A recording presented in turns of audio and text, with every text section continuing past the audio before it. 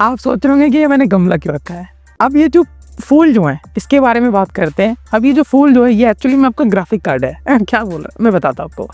अब मैं इसी चीज़ को एग्जांपल लेता हूँ, आपको एक बहुत अच्छे से बताता हूँ ग्राफिक कार्ड क्यों लेना है और इतना महंगा क्यों मिलता है और इसके कॉम्बिनेशन कितने इंपॉर्टेंट है और सब बताता हूँ एंड तक बस आपको देखना है। चलती है एग्जाम्पल के तौर पे।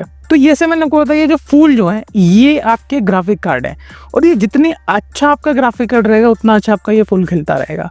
और ये जो गमला है ये है पावर सप्लाई और ये जो ग्रासेस जो लीफ की बात करते हैं वो हो गया आपका प्रोसेसर। अब इन तीनों को कॉम्बिनेशन जब तक बेहतरीन नहीं होगा तब तक आपका पीसी मज़ेदार नहीं चलने वाला। इसको साइड रखते हैं एंड बात करते हैं। अब एक प्रोसेसर में आपको देखिए ना एक चीज़ समझना है, प्रोसेसर आप चूज़ तो कर लेते हैं पर ग्राफिक कार्ड आपकी बजट में नहीं आता इसलिए बाद में आप चूज़ करना चाहते हो या आप उसी टाइम पे खरीद रहे हो। तो ये बहुत इंपॉर्टेंट है ये जानना कि आपके लिए कौन सा ग्राफिक कार्ड सही है। देखिए एक चीज़ समझते हैं, आप कुछ भी करवाना है बट अगर आपने एक चीज़ नहीं करवा है वो है पावर सप्लाई यानी PSU। तो अपने ग्राफिक कार्ड के हिसाब से आपको एक अच्छा खासा PSU लेना है, यानी 750 लेना है या 650 वाट का लेना है। अब ये क्यों इतना इंपॉर्टेंट है, अगर आपने पावर सप्लाई में ही कंजूसी कर दी तो आपका ग्राफिक कार्ड बहुत ज़्यादा हीट हो जाएगा, जल भी सकता है, फट भी सकता है। और एक और चीज़, जब ये ग्राफिक कार्ड लेते हैं तो आपको देखना है आपका सबसे पहले कैबिनेट में फिट हो रहा है कि नहीं, पहला चीज़। सेकंड सबसे इंपॉर्टेंट चीज़ उसका हीटिंग, यानी देखिए बहुत सारे कंपनीज आपको ग्राफिक कार्ड बनाकर तो दे रहे हैं बट आपको ये देखना है कि पंखे किस में ज़्यादा है और कौन ज़्यादा अच्छा एयर कूलिंग टेक्नोलॉजी को यूज़ कर रहा है अपने आप की हीट निकालने में। और उसके बाद अगर आपका कैबिनेट की बात करें तो कैबिनेट में किसी में जैसे अगर हम RTX की बात करते हैं जो 40 और 50 सीरीज़ के हैं उसमें आपको देखना है उसमें हीट बहुत ज़्यादा बनता है। सो उस केस में आपके कैबिनेट उतने कंपैक्टेबल होने चाहिए कि अपनी हीट वो आउटफ्लो कर सके।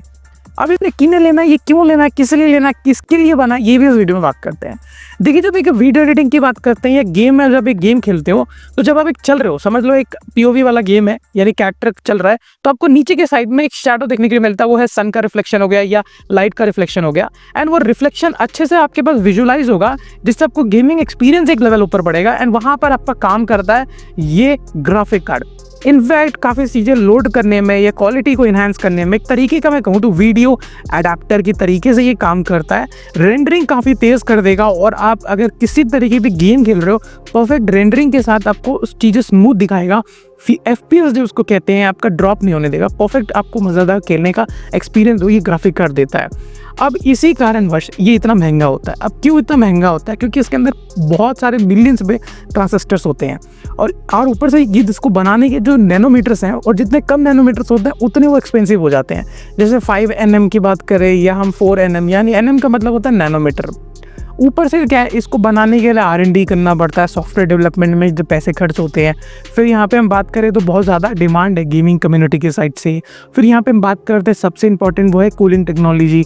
सो ये सारी चीज़ें को जब हम इंडल्ज करते हैं तब जाके इतना एक्सपेंसिव हो जाता है खरीदेगा। देखिए अगर आप एक वीडियो एडिटिंग करना चाहते हैं वो भी एक हाई एंड लेवल पे तो आपको ग्राफिक डिज़ाइन करना है और आपको बहुत अच्छे से वेब डिज़ाइनिंग की तो ज़रूरत नहीं होती बट ग्राफिक डिज़ाइन में जैसे एडोबी के इलस्ट्रेटर्स होते हैं ये सारे यूज़ करने होते हैं।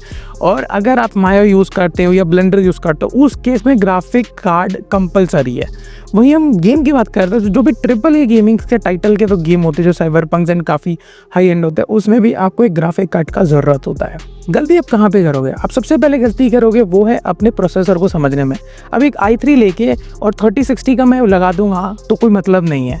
तो वो चीज़ आपको समझना ज़रूरी है कि कौन सा प्रोसेसर है एंड किस प्रोसेसर बहुत इंपॉर्टेंट होता है।